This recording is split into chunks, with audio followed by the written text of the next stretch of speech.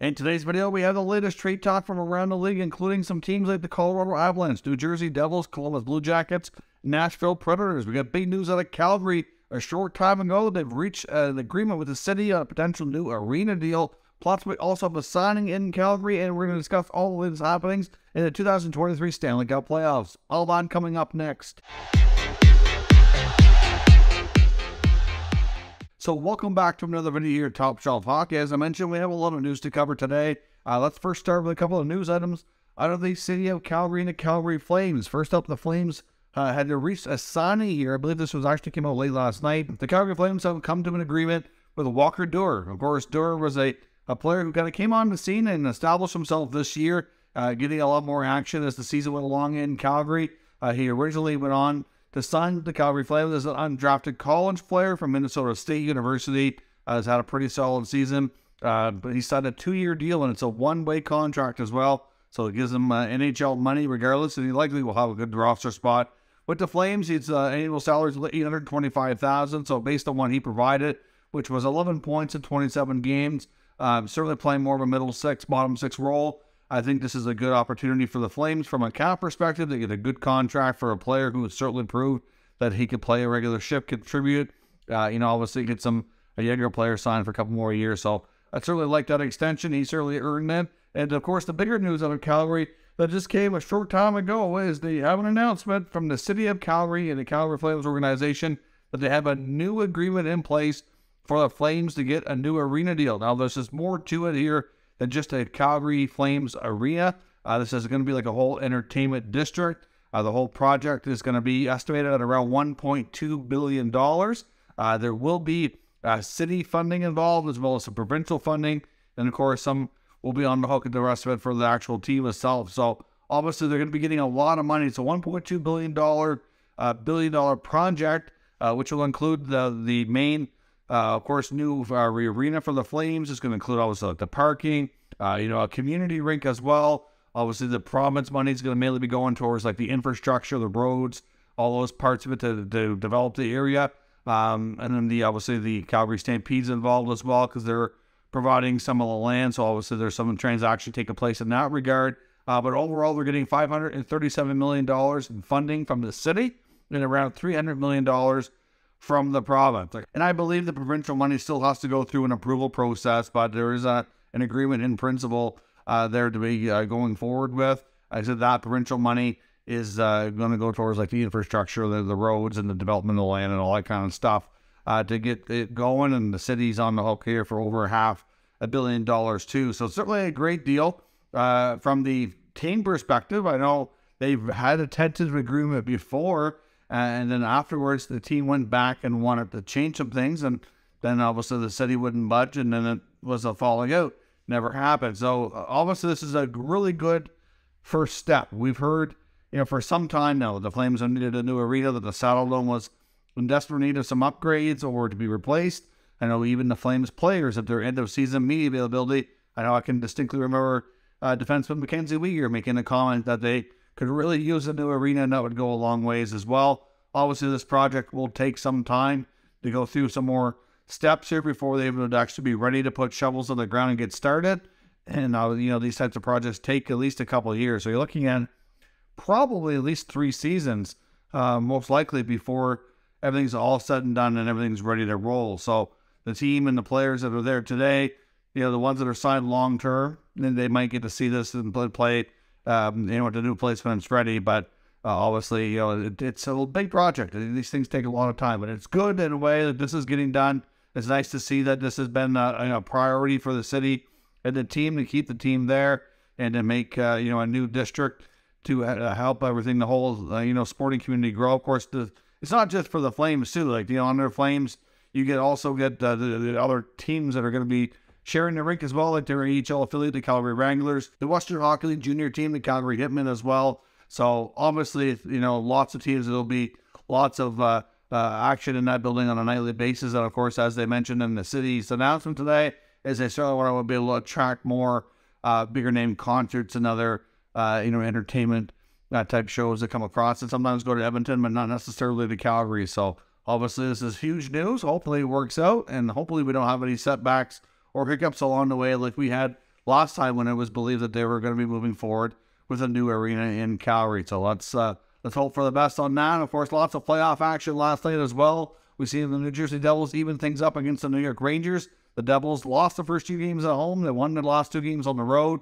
So that series is down tied 2-2 with all games being won by the road team. Of course, it was a 3-1 victory, the final goal being an empty netter. So certainly a close game. Jack Hughes had a beauty breakaway goal to open the scoring. The Rangers really didn't have a great showing overall. I really thought that the Rangers team as a whole did not play well. I know Gerard Gallant's comments kind of said that the kid line played well, he thought, but the rest of the team, especially more of the veterans, didn't really show up and really have a great day. So certainly be interested to see how this series shifts. If the road victor continues, obviously that might be good news for the Rangers, but they need to certainly show up with a much better effort. I think the first few games, the Devils looked to be a little bit back on their heels, looked to be a bit nervous, just not playing their game to their full capabilities for sure. And now I think they've gotten over that. They certainly feel a lot better. I think the nerves are gone, and now the pressure is on the Rangers. To me, the Devils are not really facing the pressure here. They're a young team that's well ahead of schedule on a rebuild.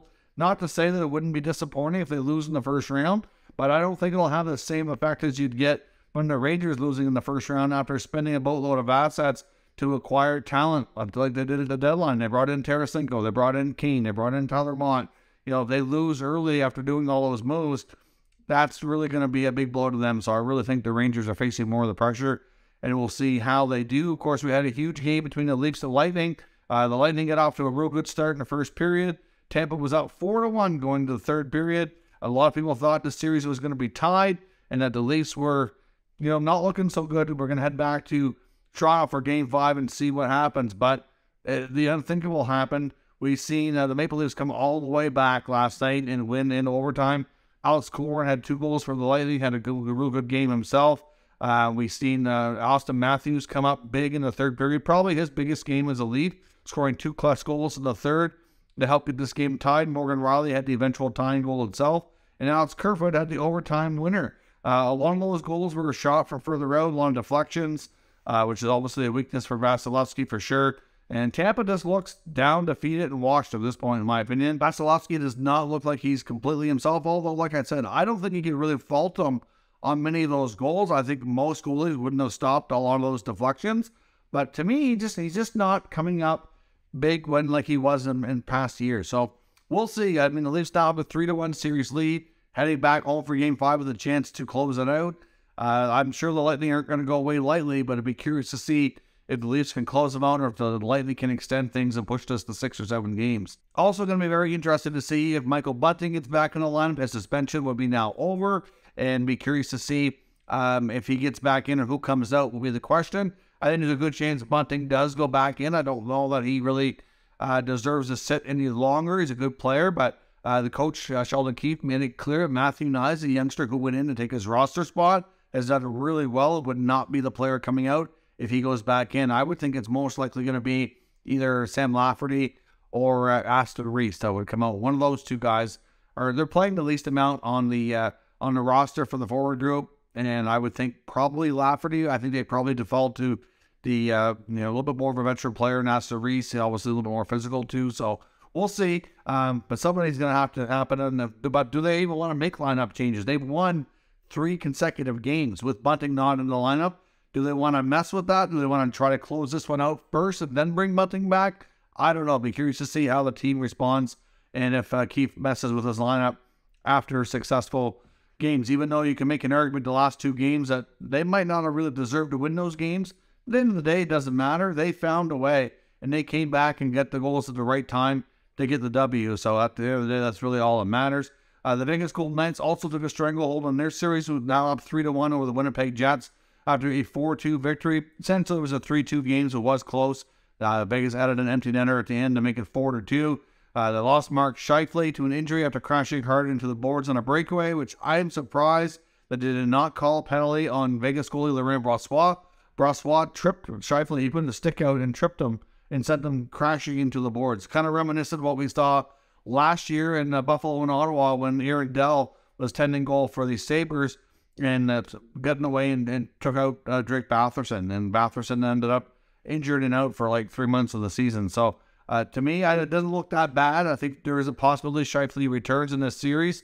I know the team said that he was going to be traveling with them for the next game, so he'll be with them for Game 5 in Vegas, but not a guarantee he plays, but at least there's a possibility. So we'll see. The Jets are now depleted. They're already without Morrissey. They haven't had Cole Perfetti all series as well, and now Scheifele could be gone too. So we'll see what happens, but obviously not a great game. Wheeler and Dubois scored for the Jets, but for the most part, Vegas was just a bit better, and obviously they're getting out-dueled here. So we'll see if Vegas can close out that series. And the Seattle Kraken continue to surprise. There's a 3-2 overtime win over the Avalanche to tie that series at 2 games apiece. The first ever win in Climate Pledge Arena for the Kraken. They had a great day. It was a really close game. Jordan Eberle scored the overtime winner. Both the Avalanche goals were scored by Mikko Rantanen, who was having a heck of a series. Now, the shots were actually in favor of 43-22 in favor of Seattle. So certainly, the Avalanche were giving up a ton, which is not really commonplace for them. Cale Makar ended up suspended out of this as well. He's going to be out for 1 game on a bad hit on Jared McCann. The McCann went in, took a shot on goal. Georgiev made the save, and the puck went up another play. There was a late whistle, so there was no whistle to indicate the play was dead. But Makar then, in turn, took out McCann along the boards in the corner.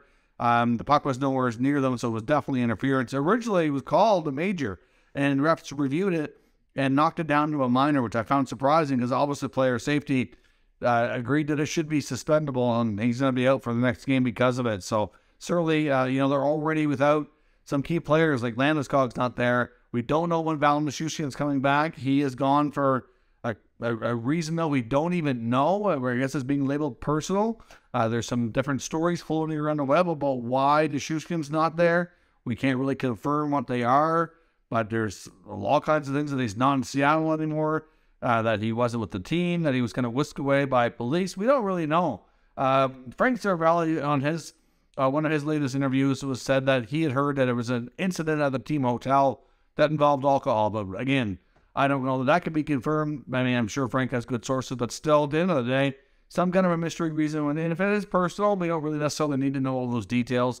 But the fact is, he's not there. He's a big player for them. He's out. Landeskog's out. Now they're going to be without Makar, and they're in a tied series against a team that they probably thought they could handle a lot easier than what they are. So be curious to see how things go. Tonight, we could see the Islanders might be the first team eliminated. They have to come up and show up and beat the Hurricanes, who lead them 3-1. As I record this video, the game just underway. It is 1-0 Islanders.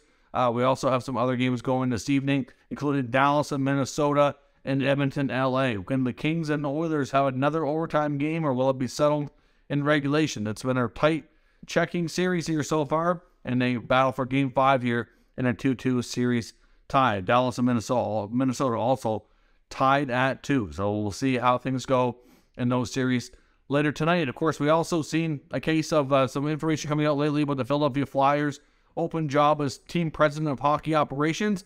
There's been some reports from Elliotte Friedman and others indicating that a few assistant GMs with the Canucks were involved, one of them being former agent and new AGM in Vancouver, her first season, Emily Castonguay. Apparently, there was word that from Elliotte Friedman, he was talking to Vancouver media, and apparently he heard that they were not thrilled that her name was linked to the Flyers' job, but apparently they've also heard that she's quite happy in her job in Vancouver and is quite content to stay. There's no guarantee that she even really interviewed based on the reports that Friedman was saying. It's not like there was definite interest on Philly's part, but doesn't mean that she was interested enough to the point of interviewing, although he does believe that another colleague of hers and another AGM in Vancouver, Cami Granato, also was getting interest from the Philadelphia Flyers and might be a little bit more of a serious candidate. So we'll see. Another name that's popped up for that role here recently as well is former Flyers player and captain Dave Poulin, of course, who's worked in front office before with the Maple Leafs, longtime color commentator / analyst, various roles for TSN for quite some time as well. So certainly a guy who's been around the NHL in various circles. Of course, is a longtime head coach as well in college too. So certainly a guy with a wide range of experience from player to coach to front office executive to the media side. So we'll see if he is a serious candidate. I know the Flyers in the past at least relied heavily upon former team members and alumni to take on a lot of high-ranking roles within the team. So I'm sure with his experience that he will get serious consideration. Now, as I mentioned as well, we have some trade rumors around the NHL I want to take a look at here quickly. One being in New Jersey. Of course, the Devils are in the midst of a playoff battle here with the New York Rangers, but one thing that's become clear in this series is it looks like goaltender Mackenzie Blackwood is likely all but done with the Devils organization. But I think we all know right now that it's pretty clear that goaltending will not be a position that they really need to look after going forward. They have Vitek Vanecek and Akira Schmid, and the things are under control. Schmid has come in after 2 losses for Vanecek, and really taking over this series has been a major X factor here for New Jersey, winning the last 2 games for a guy with very little pro NHL experience that came in and go into MSG down 2-0 in the series and be so calm and cool like he's been and get the job done to the high level that he has is quite remarkable. So he's certainly, between those 2 guys, I think they can easily be a pretty solid tandem. I don't know that either is really fully ready to be the committed 100% starter, but they've certainly proven at times that they can be, and I think it's probably best if they're both more in a tandem, where it's like a 1A, 1B scenario, and they're both trying to play close to 50%. You don't necessarily have to rotate exactly evenly. You go with the hot hand at times, but Schmid and Vanecek are more than capable options here for the Devils, and it keeps the price of goaltending down a bit, and at the same for the short term at least, and it makes Blackwood expendable. So I do suspect a depending restricted free agent will have his rights traded. I mean, it is remotely possible if they can't find a trade that maybe they don't qualify him and maybe he becomes a UFA and wonks, but I would suspect that there could be a team out there that might be willing to make a trade for him, looking at teams that certainly need goaltending. It might not be as particular as they're going through rebuilds, like the Blackhawks come to mind. Maybe a team like the San Jose Sharks who are looking to replace James Reimer and have a partner for Kaapo Kähkönen. A couple teams there. There's likely a few others. So if you look around the NHL near the bottom of the standings, some teams that are going to be rebuilding and might not be as picky about taking on some players that they can take a chance on, like a guy like Blackwood who they could sign on a short-term deal just as a experiment, almost take a flyer on him, see if he can get his game back, and if he can become the guy that he's shown glimpses of at times with New Jersey, then they might be able to get some good goaltending for a not too expensive price for a little bit of a period of time. So I would certainly suspect you're going to hear Mackenzie Blackwood's name in the rumor mill a fair bit of time leading into the NHL draft, and we'll see if he is moved or possibly is let go by the Devils completely and becomes a UFA, but we'll see on that. Either way, I suspect him in a different uniform next season. There's also some talk that the Blue Jackets are certainly going to be making some deals. We know that Guillermo Kakalainen is going to want to be aggressive to kind of retool this team and try to get back into playoff contention. We know they're one of the teams that are going to be in the hunt for Connor Bedard with one of the best chances at winning the draft lottery. So we'll see how that goes, and I suspect that any subsequent trades will obviously wait until afterwards, knowing that the draft lottery is only a couple of weeks away. So once we have that part done, we'll know. But if the Jackets were to win the lottery, that could certainly change their plans. But it's believed that they're bound to be trading and looking for some help on the center ice position. Now, like I said before, it's rumored that they might be getting Kevin Hayes from Philly with some salary retained, but they're not expected to give up a whole lot of anything there. We know they're weak at the center position. If they bring in a couple of veteran centermen, would not be shocking at all. But it's believed that Jack Roslovic, who's a local product there in Columbus, is a player that the team is likely going to look to move on from, somebody who's on the trade market, and if he can bring in a return to help them with other areas of the team, like either a veteran centerman or another piece of the puzzle that they deem necessary in Columbus, I think there's a good chance he could be moved. Now, there's some talk that the Jackets and the Predators in Nashville might be a good fit for to be a trading partner in that, because obviously new GM Barry Trotz has made it known he wants to make some changes. He wants to add some more speed. He wants to add a little bit more skill and get younger. It might look to move some of the, at least a veteran or two off the team. So it's, if possible, we could see players like Ryan Johansson or Matt Duchene made available. Obviously, they're both on longer-term deals. Duchene's slightly older than Johansson, but actually, I think he's an extra year of term on his contract too. So they're both in that $8 million range. Maybe Nashville retains a little bit. Roslovic would be a younger, different kind of center that could go into Nashville and possibly thrive.